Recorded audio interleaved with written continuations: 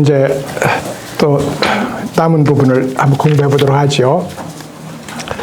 금강경의 이야기의 한 패턴이 뭐냐면, 불교에서 제시하는 굉장히 가치 있는 행위, 뭐 팔정도, 육바라밀 뭐 이런 거겠죠. 여기는 사서법도 말씀드렸습니다만, 그러면 팔정도, 육바라밀과 같은 이런 이제 공부의 바른 길을 제시하면서 이제까지 제시했던 그 공부의 바른 길을 형식적으로 한번 부정합니다. 계속 그래 왔어요. 형식적으로 한번 부정을 하고 그 내면에 소위 보시직의 인욕이라는 이 초월적 가치를 지니는 것에조차 그것이 궁극의 실체를 갖는다는 관념을 떼어라, 내려놓아라 하는 얘기를 하기 위해서 아니라고 부정을 합니다. 그리고 나서 그것이 아님을 알면서 머물지 않는 마음으로 보시하고, 머물지 않는 마음으로 인욕하고, 머물지 않는 마음으로 육바라밀을 실천하는 이걸 육바라밀이라고 한다, 이렇게 말해요. 그게 이제 이 법문의 요체입니다. 그러니까 이 금강경을 왜 요즘은 이런 말 쓰지 않습니다만, 소승에서 대승으로 넘어가는 교량과 같은 경전이라고 부르느냐, 아라한의 자리를 계속 의식하면서 거기서 한 걸음 나아가는 길이 있다는 것, 번뇌가 일어나지 않는 공이 중요하다고 생각하지만, 이겁니다. 아라한은 공이 중요하다고 생각하지만 그것이 아니라 거기에서 한 걸음 더 나가서 새롭게 활발하게 살아나는 자리가 있다. 이것을 지속적으로 말하는 것이 이제 반야경의 기본적인 어떤 패턴이라고 할 수 있습니다. 그리고 그 내용이 이겁니다. 왜 그런가 하면, 부처의 국토를 장엄한다는 것은, 이제까지 국토를 장엄한다고 했어요. 절을 짓고, 이게 절을 짓는 공덕이 얼마나 큰지를 부처님이 설법을 하고 탑을 짓고 하는 것들이 여러 불경에서 정말로 위대한 업적이라는 걸 이야기합니다. 그러니까 불법 천자인 아쇼카 왕이 인도의 천하에 불법의 어떤 흔적들을 다 구축해 나갔을 때 이제 많은 칭찬이 그쪽으로 몰렸던 거잖아요. 그런 것처럼 불토를 장엄한다는 이 일이 이런저런 의미로 권장이 되었어요.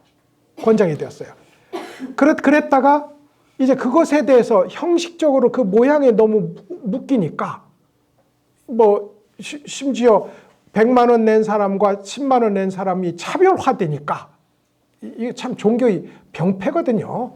우리도 이미 거기 왔습니다만, 옛날에 이 기독교에서도 면죄부라는 걸 팔았잖아요.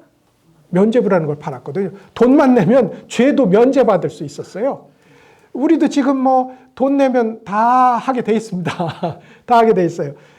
그래서 이제 그런 면죄부를 팔았듯이 거기에 모양에 너무 묶이게 되니까 이제 이걸 법집이라고 합니다. 부처님이 가르쳐 주신 법에 지나치게 집착하니까 그것조차도 역시나 아상인상 중생생이 살아나는 지점이 돼버린 거예요. 그러니까 이걸 이제 지웁니다. 그래서 아니다고 합니다. 그것은 장엄함이 아닙니다. 법신의 자리, 불생불멸한 진여의 자리에서 보면 어떤 훌륭한 행위도 정토를 꾸리는 일이 아니다, 이 말입니다. 마음이 그렇게 정토를 꾸리는 모양에 집착하지 않는 자리에 가 있어야 정토지, 극락정토라는 것에 꽉 매달려 있다면 그건 정토가 될 수 없다. 그래서 아니다는 겁니다. 아니다. 장엄함이 아니고 그 이름이 장엄입니다. 이걸 보시죠. 세문단입니다. 이제까지 장엄이라고 제창했던 것, 이게 장엄이라 하는 것은입니다. 이제까지 해왔던 거예요. 본질적으로 그것은 하나가 빠진 장엄입니다. 잘못하면 속마음이 빠진 장엄. 속마음은 뭐냐면 모양에 묶이지 않고 머물지 않는 마음, 이거거든요. 그것이 있어야 장엄이지.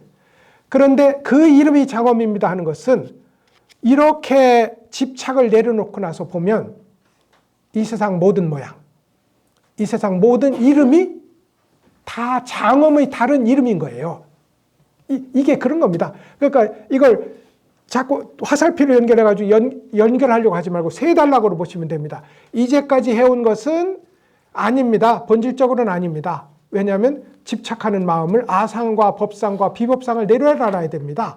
아상, 법상, 비법상을 내려놓으면 그 모든 것이 새롭게 전부 장엄이라는 이름으로 되살아나게 됩니다. 이게 이 공식이에요.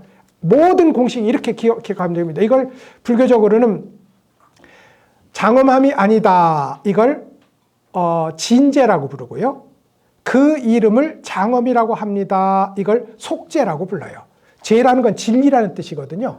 진리. 그러니까 진제라는 것은 세속적 논리를 벗어나서 불생불멸의 차원을 벗어난 진리, 이게 진제이고, 속제라는 건 우리 세상의 도덕률과 옳고 그름 속에서 들어와서 진리로 밝혀지는 것들, 이걸 속제라고 부릅니다.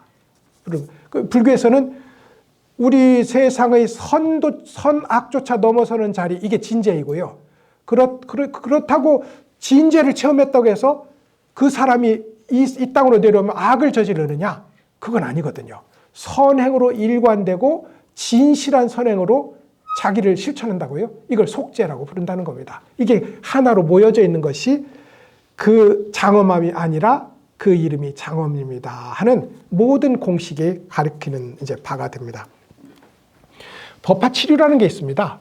법화경의 7가지로 부처님의 설법의 이 생리를 표현하는데 그 중에 화성류라는 게 있어요.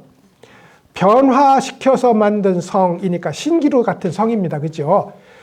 한 능력 있는 장사꾼의 대장이 우두머리가 장사꾼 무리를 가다가 사막에서 너무 가니까 차라리 죽는 것이 낫겠다 하고 이제 움직일 생각을 안 한 겁니다.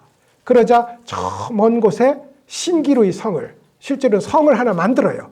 만들어 놓고 저기 봐라, 저기 성이 있지 않니? 저기 가면 오아시스가 있으니까 물도 있고 먹을 것도 있고 쉴 곳도 있을 것이다. 가자. 그러니까 이제 남은 힘을 다해서 우리도 오늘 부처님이 손가락만 보였다가 내일 보니까 손바닥도 보이시고 또 그 다음에는 좀 얼굴도 보이실 것 같고 그러면 열심히 염불하지 않겠어요? 염불합니다. 그렇게 열심히 염불하다 부처님을 봤어요. 다 여기서 이 장사꾼들이 그 상인의 우두머리가 만든 소위 신통력으로 만든 성에 다 도달하고 나서 헤엄도 치고 물도 마시고 그늘에서 잠도 자고 배불리 먹고 좋아서 죽겠는 거예요. 그리고 나서 이런 마음을 냅니다. 이미 도착했다. 이걸 이도상이라고 부릅니다. 이미 내 괴로움을 다 건넜다. 그래서 이미 이자를 써서 이도상이라는 생각에 빠져요.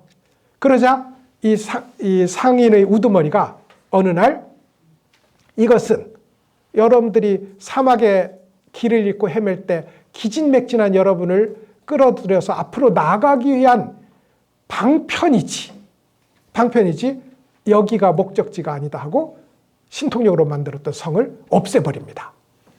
그래서 새 출발을 이미 충분히 용기와 힘이 나고 진리를 확인할 준비가 되어 있으므로 다시 거기서 또 출발을 한다.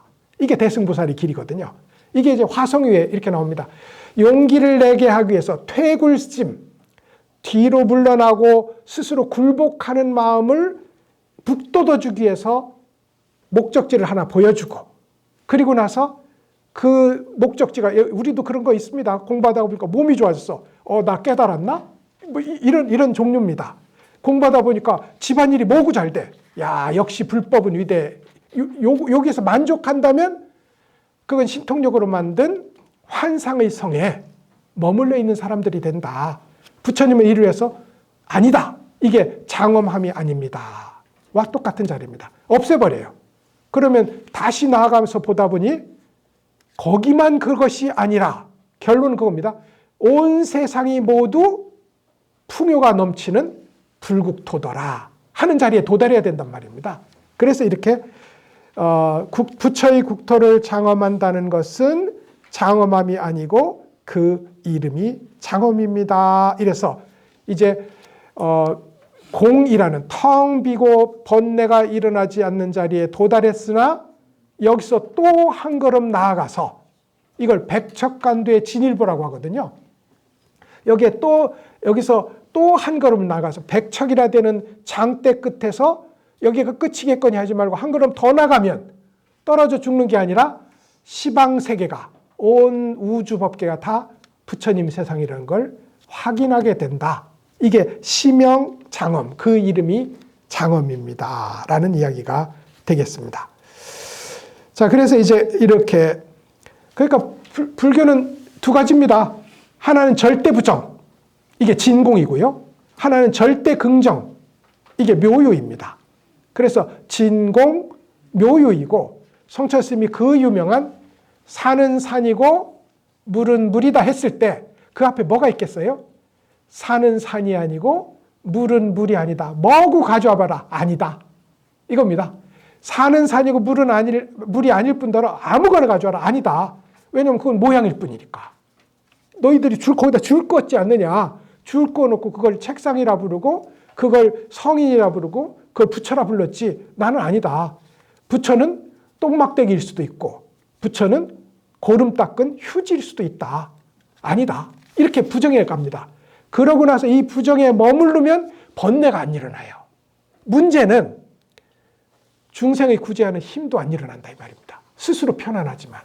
그래서 여기서 다시 앞으로 나갈 때 성을 없애버리고 또 한 걸음 나가다 보면 온 세상이 그것임을 확인하는. 그래서 산은 산이고 물은 물이다. 이렇게 이제 멋진 얘기를 해놨다는 거죠. 그때는 다방에 차 나르는 아가씨들도 다 했다는 거잖아요. 조계사 앞에 가면 차 갖다 주면서 산은 산이고 물은 물이다 했다는 겁니다. 얼마나 멋진 세상이에요. 그 사람이 알았던 몰랐던. 그지요? 그 사람이 알았던 몰랐던 차를 한 잔 갖다 주면서 산은 산이고 물은 물이다 했을 때 꽤 괜찮은 정신적 어떤 풍토가 있었던 거죠. 이게 성인의 삶이 우리한테 주는 선물이기도 합니다. 자, 그래서 이제 했고요. 그 다음 문장 읽어보실까요?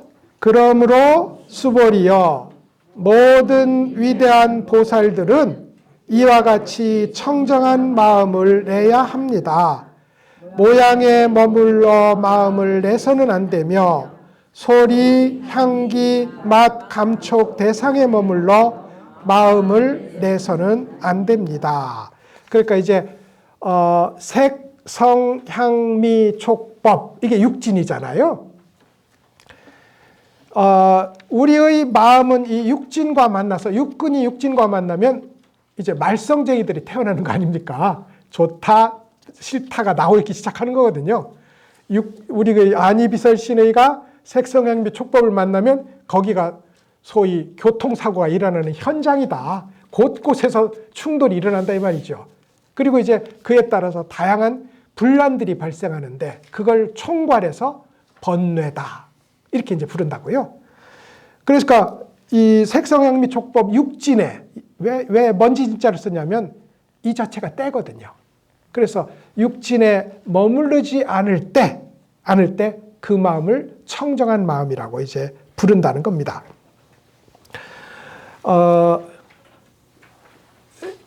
우리도 이제 나이 먹으면 남들에게 밉게 보이는 이유가 스스로 추구하는 일을 그만둬서 그래요. 우리 불자들은 그렇지 않습니다만 어찌되었든 그것이 성불의 길이든 그것이 극락의 길이든 끝없이 우리에게 남은 진짜 숙제가 있다고요. 이걸 12월 30일, 우리도 얼마 남지 않았네. 12월 30일이 숙제라고 불러요. 예? 이 한문으로 한 것을 제가 번역해드리면 12월 30일, 우리도 12월 30일은 언제나 오게 돼 있잖아요. 우리가 맞이할 궁극의 12월 30일 날의 숙제를 위해서 우리는 아무리 늙어도, 아무리 머리가 둔해져도 자기 이 불법에 대한 추구를 멈추지 않는다면 우리는 남한테 밉게 보일 이유가 없습니다. 그런데 이제 우리가 어느 자리에 머물러서 말할 때마다 처음에는 뭐 신기했는데 나중에 듣다 보면 귀에 못이 박혔어. 또 그 얘기, 또 그 옛날에 잘났던 그 얘기. 내가 말이지 부장할 때, 내가 말이지 이사할 때, 내가 말이지 뭐 할 때. 이거 들으면 있잖아요. 한 2번 들으면 꼴 보기 싫습니다. 왜? 머물러 있거든. 거기에는 새 생명이 없어요. 제가 꽃은 좋아하는데 꽃을 키울 줄 몰라요. 그래서 사다 놓으면 다 죽습니다. 다 죽는데 왜 죽느냐고 물어봤더니 바람을 안 줘서 그렇다네. 이게 모든 생명에 바람이 제일 중요하답니다. 근데 저는 꼭꼭 닫아놓고 물만 잔뜩 주니 바람이 제일 중요하답니다. 그래서 이제 국화를 사다 놓으면 벌레만 들고 난초를 사다 놓으면 다 죽고 이래요. 그런데 풀이라는 저 생명체도 옛 바람은 가고 새 바람이 계속 와야 자기 걸 수용하고 옛 가지는 깍 잘라주고 새 가지를 푹 뜯어줘야 새롭게 생명 있게 자라날 텐데 옛 것을 지키면 머물러 있으면 식물이나 사람이나 도나 이게 죽게 돼 있다고요. 이게 죽게 돼 있다고. 그게 이제 소위 머무르는 마음입니다. 근데 기술적으로는 여러분 노자가 그랬던 건데 노자가 해보니까 색성 향미 촉법이 우리를 다 어디로 이렇게 데리고 가는데 그 데리고 가는 자리가 점점점 우리를 길들이게 하는 거기에 중독되게 하는 길을 데려가요. 그러니까 맛있는 음식을 먹잖아요. 그러면 입이 맛있는 음식에 길듭니다. 그래서 그것보다 조금만 낮아도 말이죠. 특히 절에 오는 사람들 스님이 주는 차 마시기 시작하면 다른 차 못 마십니다. 왜냐하면 수준이 너무 좋아. 그래서 입은 너무 맛있는 걸 한 번 맛보면 그 아래로 못 내려가요. 옷은요. 따뜻하고 가벼운 것에 길들이면요. 다른 것은 안 됩니다. 이렇게 그래서 노자는 아예 접근하지 말자. 따뜻한 좋은 옷, 좋은 음식, 좋은 소리, 좋은 모양 아예 접근하지 말자. 그러면 어떻게 해야 돼요? 산에서 혼자 살아야지. 그러니까 노자의 그 그룹은 세상의 철학은 아닌 거예요. 우리는 대승불교는 세상의 철학이거든요. 세상을 살면서 하는 일이거든. 그래서 우리는 그렇게 눈 닫을 수는 없고요. 그것에 묶이지 않는 보다 고급의 길을 걷는다. 이게 머물지 않는 길입니다. 머물지 않는 길. 두부장사가 있었습니다. 중국에서 두부장사가 제일 하급이었어요. 아마 못 사는 사람 하면 다 두부장사로 시작합니다. 굉장히 예쁜데 못 살아. 그러면 두부서시라고 불렀어요. 서시는 예쁜 미인의 대명사거든요. 두부 파는 서시 하면 굉장히 못 사는데 얼굴은 제일 잘생긴 사람을 지칭하는 거였는데 두부가 굉장히 하층이 일이었단 말이죠. 근데 이 두부 파는 부부가 매일매일 요만한 오두막에 사는데 웃음소리가 담장 밖으로 매일 하하하 깔깔깔 솟아나는 거예요. 그 옆에는 정말로 고루대각 거각을 지어놓고 사는 그야말로 어마어마한 부자가 살고 있었는데 이 사람은 매일 걱정이야. 오늘은 저쪽에서 세금 떼어먹었지.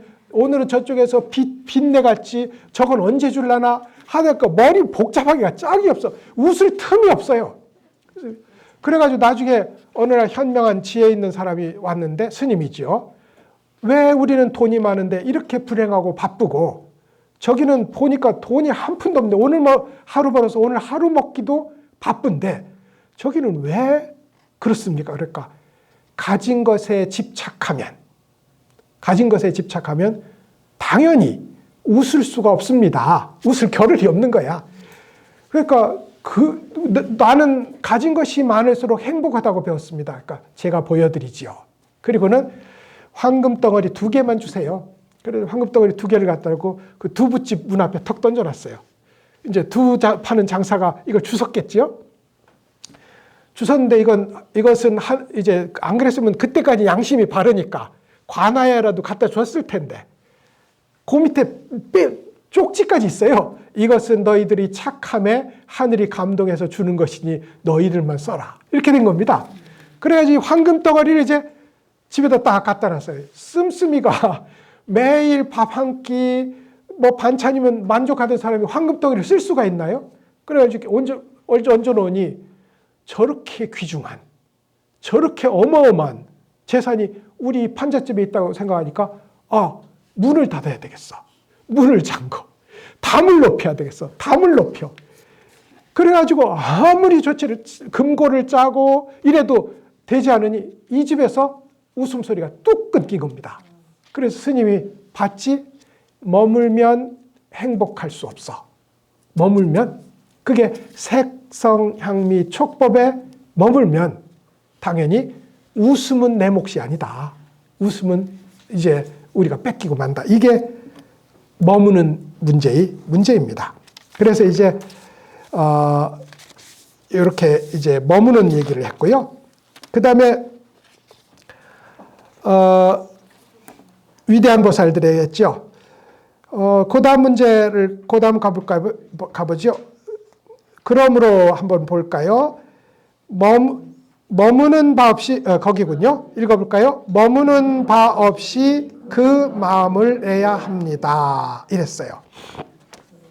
이건 알죠? 응무소주 이생기심이고 불교도라고 하면 이제 이걸 모르는 사람이 없고 응자가 있으니까 응은 해야 한다는 뜻이거든요. 그래서 머무는 바 없이 그 마음을 내야 합니다라고 했는데 성철 스님은 이걸 번역을 어떻게 했냐면 머무는 바 없이 그 마음이 난다 이랬어요. 그 미묘한 차이가 뭐냐면 우리는 공부하는 도정에 있으니까 우리는 아직 머무는 바 없이 그 마음이 나는 차원은 아니고 해야 한다는 숙제를 받은 거고요. 성철 스님은 아무리 봐도 머무는 바 없이 그 마음이 나는 거예요. 그래서 응자를 빼버렸습니다. 그건 성취를 한 이의 입장에서 봤을 때 이제 그렇다 하고 제가 한번 해석을 한 일이 있었어요. 그래서 이제 머무는 바 없이 그 마음을 내야 된다. 이게 금강경의 눈입니다. 이걸 한문으로 경안이라고 부릅니다. 요게 금강경 전부라는 겁니다. 머무는 바 없이 그 마음을 내야 한다. 이걸 옛날 한문하는 사람들은 압권이라고 불렀습니다. 옛날에 이제 과거 시험을 보거든요. 그럼 이제 과거 시험을 봐서 이렇게 해가지고 이게 권이에요. 이게 한 권입니다. 이게 말 권자거든요. 책 한 권이 그런 뜻이에요. 이게 한 권입니다. 권인데 이제 채점관이 여기다 이제 매기는 겁니다. 3등, 4등, 뭐 2등, 1등 할 거잖아요. 그럼 이제 이렇게 쌓아놓다가 1등은 이후에 딱 올라갈 거잖아요. 이걸 뭐라고 부르냐면 누를 앞자에 이 채권자를 써서 앞권이라고 부릅니다. 그래서 어떤 장면, 영화에서 앞권이 있고 우리 삶의 장면에서 앞권이 있고 국회 청문회에서 앞권이 있듯이 금강경이라는 이 전체 책에서 이게 앞권입니다. 왜냐하면 대승불교는 중국 불교이고 여러분 그렇습니다. 금강경이 인도에서 생산됐지만 실천은 중국에서 된 거거든요. 대승불교는 중국 불교고 중국 불교는 선불교입니다. 어떻게 계산해도 선불교가 거의 뭐 90을 넘는다고 봐야 돼요. 90을 넘는다. 그런데 그 선불교의 출발이 뭐냐면 이 구절입니다. 육조 스님이 나무꾼이었을 때 여관에 나무를 가져다 주러 갔다가 여관에 묵던 객이 금강경을 읽고 있는데 응무소주 이생기심을 듣고 딱 알았다는 거예요. 어떻게 무식한 사람이 아니냐. 중국 사람이 중국말을 들었으니 무슨 말인지 안 거죠. 네? 무슨 말인지 알고 딱 깨달아서 오조 스님에게 가서 이제 중국 불교를 그런 성인이 됐다는 거거든요. 그런 의미에서 응무소주 이생기심은 중국 불교의 출발이고 중국 불교의 전부이고 원천이다. 이렇게 말할 수 있을 정도로 중요한 그런 경전의 눈이자 전체를 지배하는 압권의 구절이다. 그래서 제가 이렇게 떼어놨습니다. 머무는 바 없이 그 마음을 낸다. 어떤 게 머무는 바 없이 그 마음을 내냐? 저 하나 여쭙고 싶은데 여기 장엄 정토분에 보면 사국의 한 기절 아닙니까, 그지? 저 불응주색 생신 불응주성 향미촉법 네. 생신 응무소주 이생기심. 이게 사국의 한 기절이잖아요. 예. 이제 그거를 갖다가 지금 말씀하신 그대로 표현이 된 거다, 그지? 그렇죠, 그렇죠. 예. 한문을. 예, 그러니까 한문을 아시는 분은 한글로 이러면 또 낯섭니다. 예, 낯섭니다. 그래서 우리 불교도 한글화할 시점을 놓쳤어요. 이건 반드시 한글화해야 되거든요. 어차피 한문하면 이제 대중들이 안 읽을 거잖아요. 근데 이제 한문을 익힌 사람이 이걸 보면 여기에 익숙해지니까 또 한글을 보면 또 낯설게 됩니다. 그래서 경전은 이렇게 그냥 저도 이렇게 제 나름으로 번역하고 한 100가지 번역쯤 됩니다. 한국에 번역이. 근데 이렇게 번역하면 안 돼요. 왜냐하면 함께 논의를 해야 되는데 어떤 사람이 이렇게 표현하고 어떤 사람은 저렇게 표현하면 안 된단 말입니다. 그래서 통일 번역이라는 게 있어야 됩니다.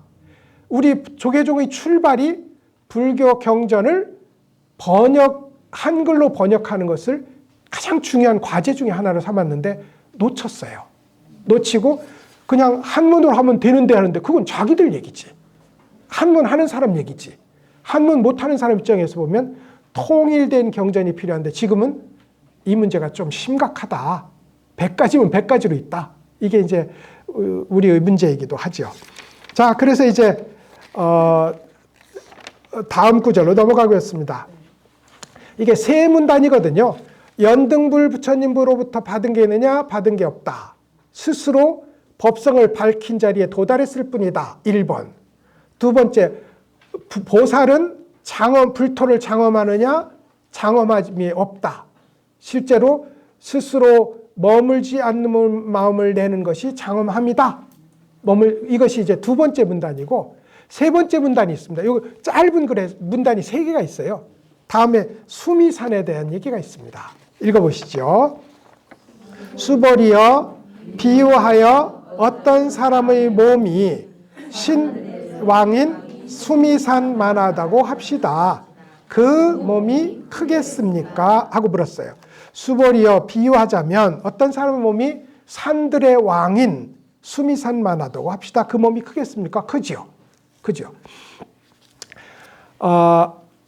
우리가 공부를 하는 것은 마음을 크게 먹는 거거든요. 그럼 보살은 뭐냐면 큰 마음 가진 중생입니다. 그래서 대심중생이라고도 부르거든요. 마음이 크면 보살이에요.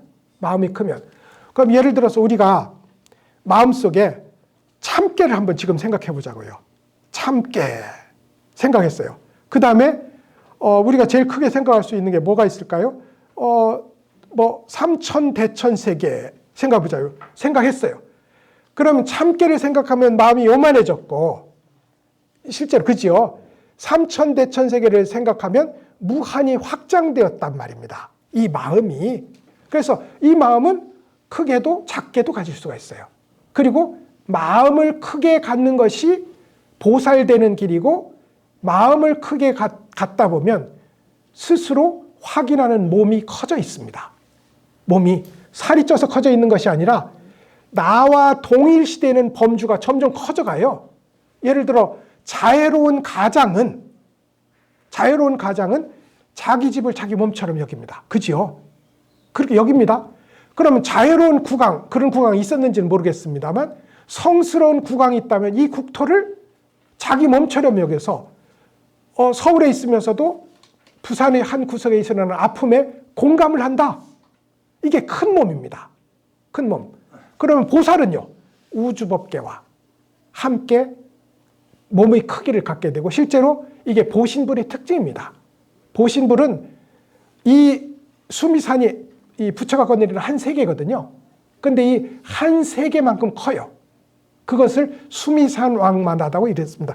무슨 얘기니까 큰 마음을 가지고 도를 닦아서 도를 완성한 보신불을 성취한 도인이 내 몸이 이처럼 크다고 생각하겠습니까? 입니다.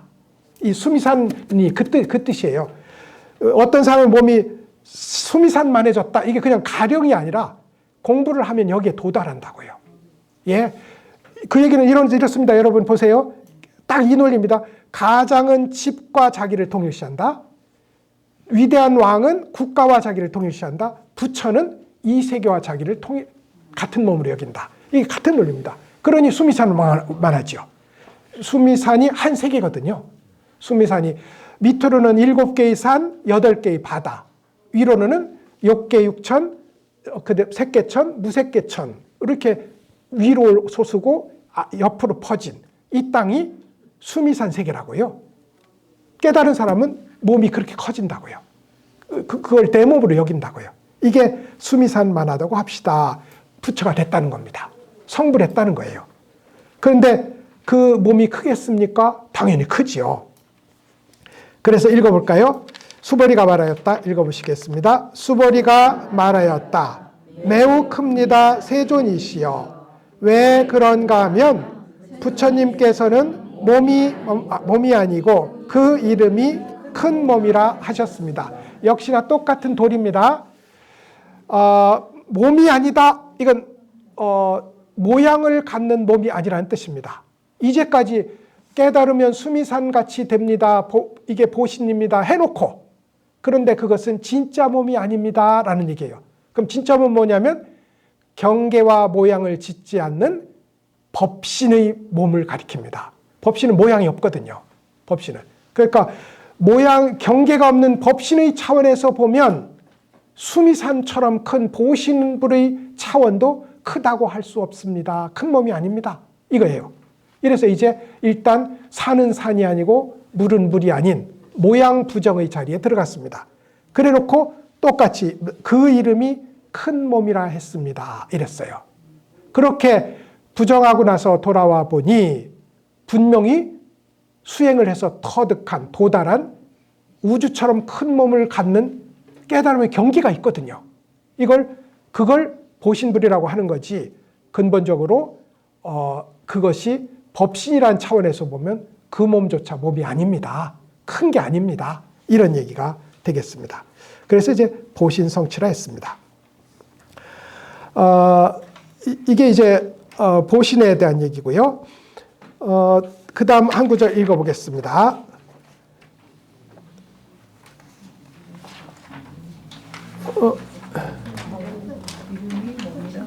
이름이 몸이라 하셨습니다. 뭘 빼먹었는데? 잠깐만요. 그 책 좀 한번 보여주실까요? 제가 노트하면서 뭘 빼먹은 것 같은데. 책에도 그렇게 돼 있어요? 예. 자, 그러면 이제 3번, 4번이니까요. 그 몸이 큰 몸이라 하셨습니다. 이랬어요. 자, 이제 여기서 이제 세 개의 문단 중에 세 번째의 문단을 했습니다. 수미산만한 몸에 대한 얘기였어요. 동체대비라는 말이 있습니다. 동체대비. 그러니까 남과 나를 같은 몸으로 여기는 큰 자비. 이게 관세음보살의 자비라고요. 동체대비. 그 전에 동체대지가 있습니다. 동체대지가. 같은 몸으로 여기면 남김없이 알잖아요. 그래서 같은 몸으로 여기는 우주법계 삼천대천세계의 모든 존재를 나의 몸 부분으로 여기는, 나의 몸으로 여기는 그런 큰 지혜, 이게 동체대지고 거기서 일어나는 자비심이 동체대비입니다.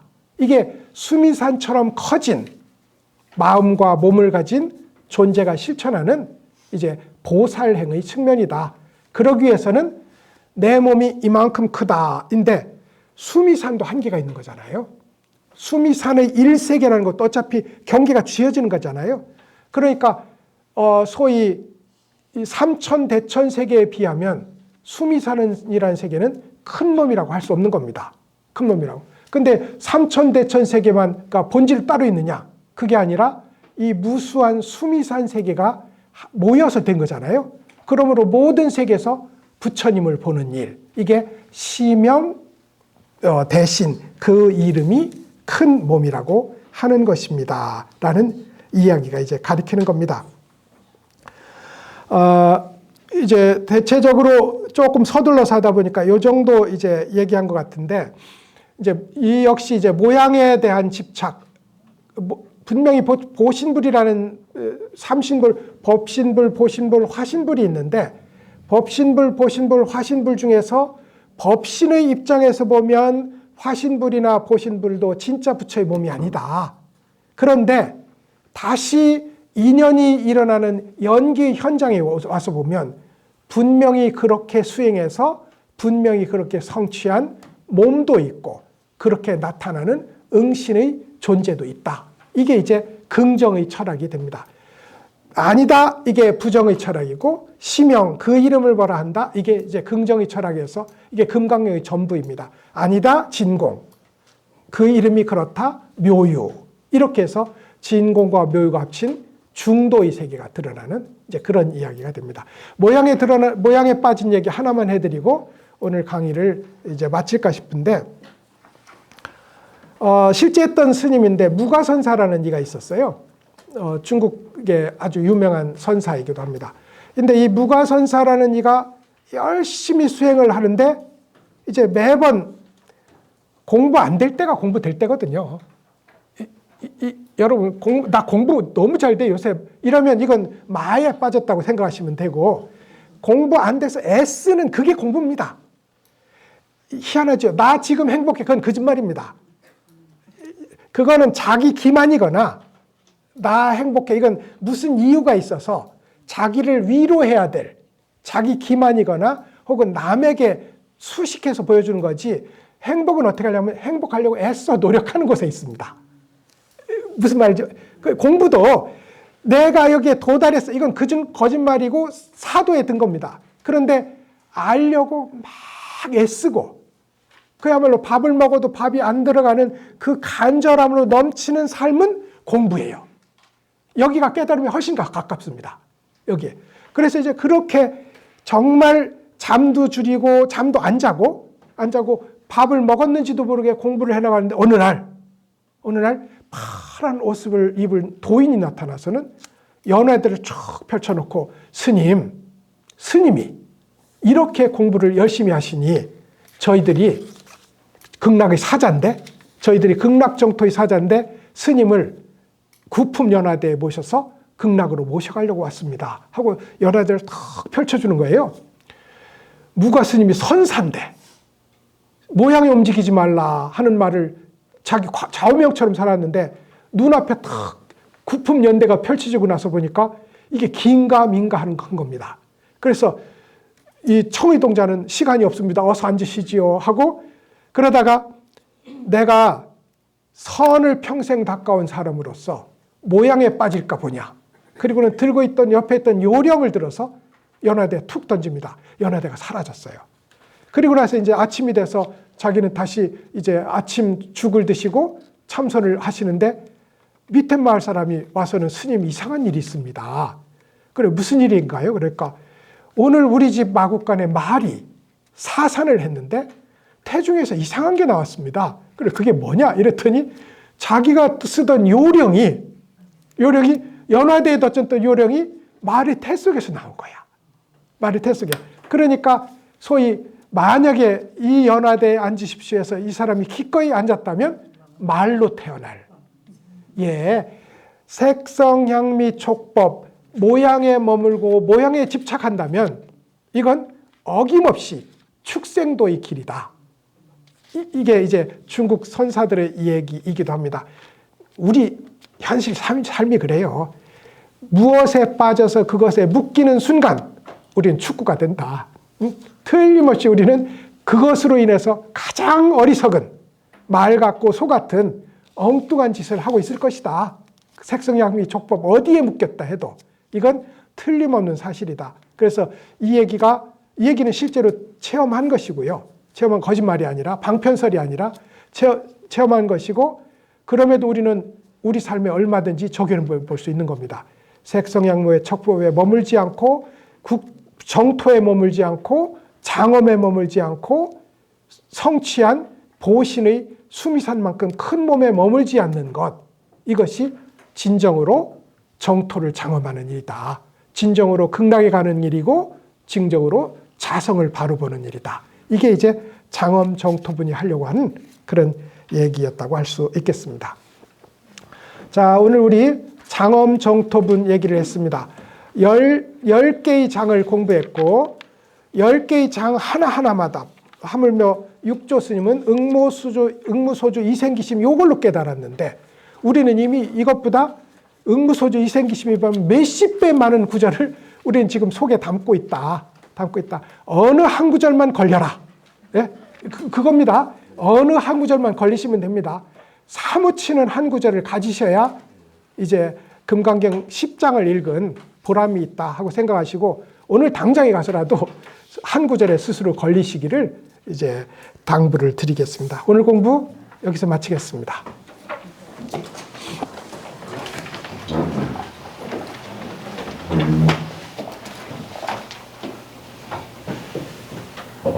교수님께 합장일배 올리겠습니다. 수고하셨습니다. 성불하십시오.